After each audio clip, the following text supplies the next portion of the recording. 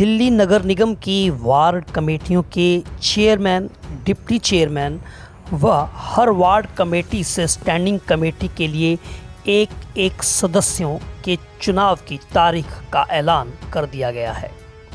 अगले महीने की 4 सितंबर को एक दिन में सभी 12 जोन कमेटियों के चुनाव कराए जाएंगे।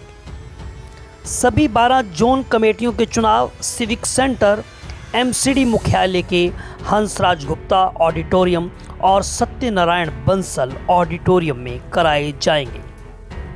निगम पार्षदों के द्वारा zone chairman, vice chairman, standing committee के सदस्य पद के लिए 30 अगस्त को 11 बजे से शाम 5 बजे तक नामांकन पत्र दाखिल किए जा सकते हैं। इधर इस चुनाव से पहले दिल्ली की सियासत में बड़ा उलटफेर हो गया। बीजेपी ने बड़ा खेल कर दिया। केजरीवाल की सियासी जमीन धीरे धीरे खिसक रही है। रविवार को दिल्ली की सियासत में हड़कंप मच गया जब ये खबर आई कि पार्टी के 5 निगम पार्षदों ने भाजपा का दामन थाम लिया। अब खबर आ रही है कि बहुत जल्द पार्टी को फिर से एक बड़ा झटका लगने जा रहा है। आपके कई निगम पार्षद भाजपा के संपर्क में हैं। जेल में बंद केजरीवाल की परेशानियां खत्म होने का नाम नहीं ले रही। शराब घोटाले में बंद मुख्यमंत्री को एक तो जमानत नहीं मिल रही, दूसरी आम आदमी पार्टी में लगातार टूट हो रही है। बीजेपी में शामिल होने वाले पार्षदों में रामचंद्र वार्ड 28, पवन सहरावत वार्ड 30, मंजू निर्मल वार्ड 180, सुगंधा भिधोड़ी वार्ड 178, ममता पवन वार्ड 177 बीजेपी में शामिल हो गए हैं। चुनाव से पहले अब इस फहरिस्त में और कई नाम जुड़ सकते हैं। आप मेरे साथ भारतीय जनता पार्टी दिल्ली प्रदेश के अध्यक्ष वीरेंद्र सचदेवा देख रहे हैं और इन्होंने आज आम आदमी पार्टी को एक बड़ा झटका देते हुए आम आदमी पार्टी के 5 निगम पार्षद आज भगवाधारी कर लिए हैं, भारतीय जनता पार्टी में शामिल कर लिए हैं। क्या कहना चाहेंगे सचदेवा जी? देखिए, वो 5 पार्षद, उनके मन की इच्छा एक ही थी कि जिस क्षेत्र की जनता ने उन्हें जिता के भेजा है वो अपनी क्षेत्र की जनता की सेवा करना चाहते हैं, जिसका अवसर आम आदमी पार्टी उन्हें नहीं दे रही थी। आम आदमी पार्टी के दिल्ली नगर निगम में आने के बाद सभी विकास कार्य रोक दिए गए। विकास की वहाँ कोई बात नहीं होती, काम की कोई बात नहीं होती, सिर्फ बात होती है तो भ्रष्टाचार की। और हर वो ईमानदार कार्यकर्ता, हर वो ईमानदार साथी जो अपने क्षेत्र का भला चाहता है, उसके मन में ये टीस थी कि हम काम कैसे कर पाएँ। तो उन्होंने देश की मुख्य धारा के साथ जुड़ते हुए भारतीय जनता पार्टी के साथ जुड़ने का निर्णय किया और उन्होंने इस बात को संकल्पित किया कि जिस तरह से माननीय प्रधानमंत्री जी पूरे देश में विकास कार्यों को महत्व देते हैं, उसी तरह से दिल्ली में भी हम लोग उस कार्य के साथ जुड़ना चाहते हैं। तो ऐसे सभी साथियों का हमने स्वागत किया है। सर, स्टैंडिंग कमेटी का चुनाव होना है, वार्ड कमेटियों को चुनाव होना है और जिस तरह से भारतीय जनता पार्टी में ये निगम पार्षद शामिल हुए हैं तो उम्मीद की जा सकती है कि उससे पहले कुछ और निगम पार्षद जो है वो विपक्ष के आपके साथ। हम पहले दिन से चाहते थे स्थायी समिति का चुनाव हो जाए, सभी पार्षदों को फाइनेंशियल अथॉरिटीज़ मिल जाए, वो किसी भी दल के हों, ताकि वो अपने क्षेत्र में काम करा सकें। लेकिन आम आदमी पार्टी नहीं चाहती थी, इसलिए वो कोर्ट गए थे। स्थायी समिति का चुनाव उन्होंने रोका था। अब कोर्ट की डायरेक्शन के बाद अगर स्थायी समिति का चुनाव होता है, और मैं तो चाहूँगा जल्दी हो जाए, ताकि कम से कम ये जो पार्षद भाई बहन हैं ये अपने अपने क्षेत्र में काम करा सके, लोगों की मदद कर सकें। भाजपा को इससे उम्मीद क्या है? जो चुनाव आ रहे हैं इसमें भाजपा ताल ठोकेगी? भाजपा को कितनी उम्मीद है स्टैंडिंग कमेटी में काबिज होने की, तमाम वार्ड समितियों के अंदर जो है वो आप अपना झंडा फहरा सकें? ऐसे इब्तदा इश्क है, रोता है क्या, आगे आगे देखिए होता है क्या। चलिए आगे आगे देखिए होता क्या है, इससे समझा जा सकता है। दिल्ली में उठे सियासी बवंडर ने आपकी चूलें हिला दी हैं। दिल्ली की सियासी फिजाओं में कई सवाल तैर रहे हैं। आखिर क्यों आप पार्टी में भगदड़ मच गई है? आखिर क्यों दिल्ली नगर निगम की सत्ताधारी पार्टी आपको छोड़कर उसके पार्षद विपक्षी पार्टी में जा रहे हैं? आम आदमी पार्टी में अंदर खाने क्यों असंतोष की आग भड़क रही है? आखिर क्यों निगम पार्षद ऐसा कड़ा कदम उठाने को मजबूर हो रहे हैं?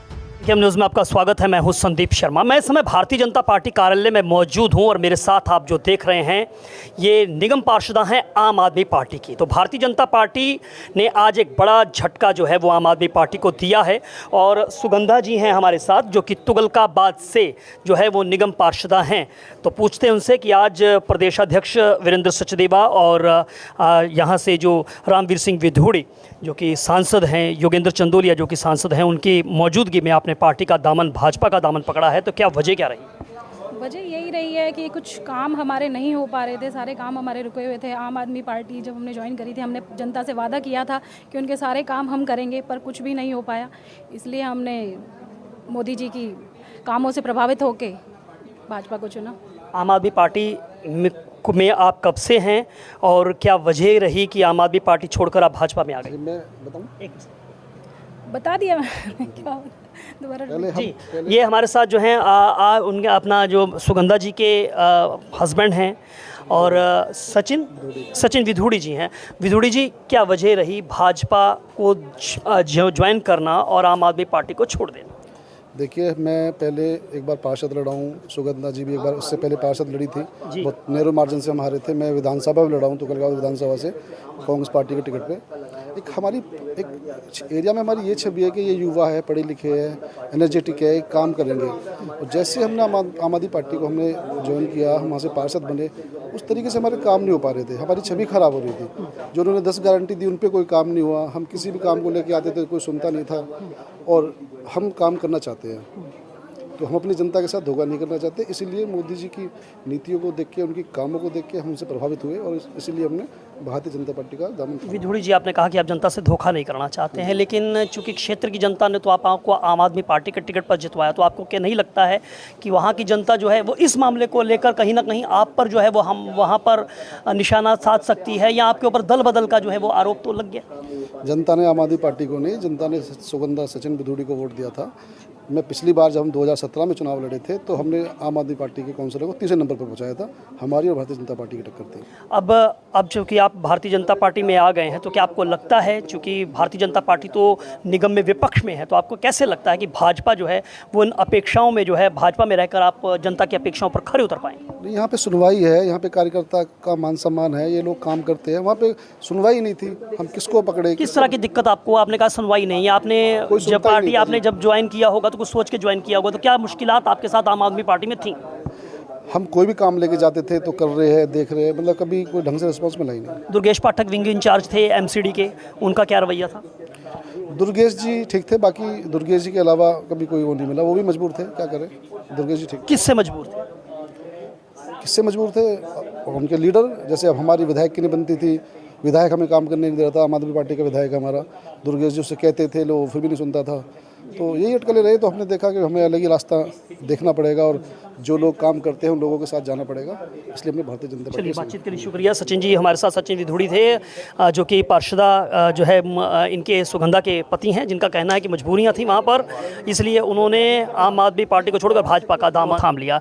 लेकिन चूँकि आने वाले दिनों के अंदर कमेटियों के चुनाव भी हैं, तो उसमें जाहिर है कि इसका समीकरणों पर जो है वो असर होगा। संदीप शर्मा, एनकेएम न्यूज़, दिल्ली। आप पार्षद जिस तरह भाजपा में शामिल हो रहे हैं, इसने केजरीवाल की चिंताओं को बढ़ा दिया है। अब आपके नेतृत्व पर सवाल उठने शुरू हो गए हैं। पार्टी के कई पार्षद अब चाहते हैं कि मनीष सिसोदिया को दिल्ली सरकार की जिम्मेदारी दी जानी चाहिए। आपको लगता है कि मनीष सिसोदिया जेल से बाहर आ चुके हैं और आपने आतिशी और सौरभ भारद्वाज की कार्यशैली पर प्रश्न चिन्ह लगा दिया? आपको लगता है कि अब जो है मनीष सिसोदिया को एक महत्वपूर्ण भूमिका जो है वो जल्द से जल्द निभानी चाहिए? मेरे हिसाब से तो मिलनी चाहिए। और सिसोदिया जी का जो मैं बिहेवियर देखती थी, मतलब वो डाउन टू अर्थ है। मैंने देखा कि वो जो सामने वाला होता था उसको रिस्पेक्ट करते थे।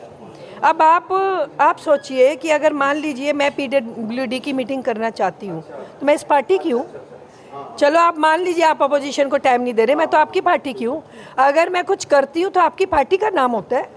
तो अगर आप हमें ही टाइम नहीं दे रहे, हमें ही नहीं मिलना चाहते, तो फिर आगे और किसी का क्या ही काम। अच्छा, आपने एमसीडी की स्टैंडिंग कमेटी और जोनल कमेटियों की चुनाव प्रक्रिया शुरू हो चुकी है।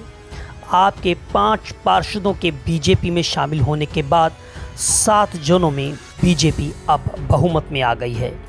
वहीं स्टैंडिंग कमेटी के लिए जोन कमेटी के 12 सदस्य चुने जाते हैं। मनोनीत निगम पार्षदों का वोटिंग राइट मिल चुका है, लिहाजा भाजपा का पलड़ा भारी रहेगा। वहीं एमसीडी हाउस से भाजपा और आम आदमी पार्टी के 3 सदस्य चुने जा चुके हैं, लेकिन कमलजीत सहरावत के सांसद बनने और निगम पार्षद पद से इस्तीफा देने के चलते 1 सदस्य का चुनाव दोबारा होगा। इस चुनाव प्रक्रिया में आपका सदन में बहुमत है, लिहाजा आपका पलड़ा भारी रहेगा। लेकिन पार्टी जिस तरह से टूटकर बिखर रही है, उससे निगम की पूरी तस्वीर ही बदलती नजर आ रही है। एनकेएम न्यूज़ के लिए संदीप शर्मा की रिपोर्ट।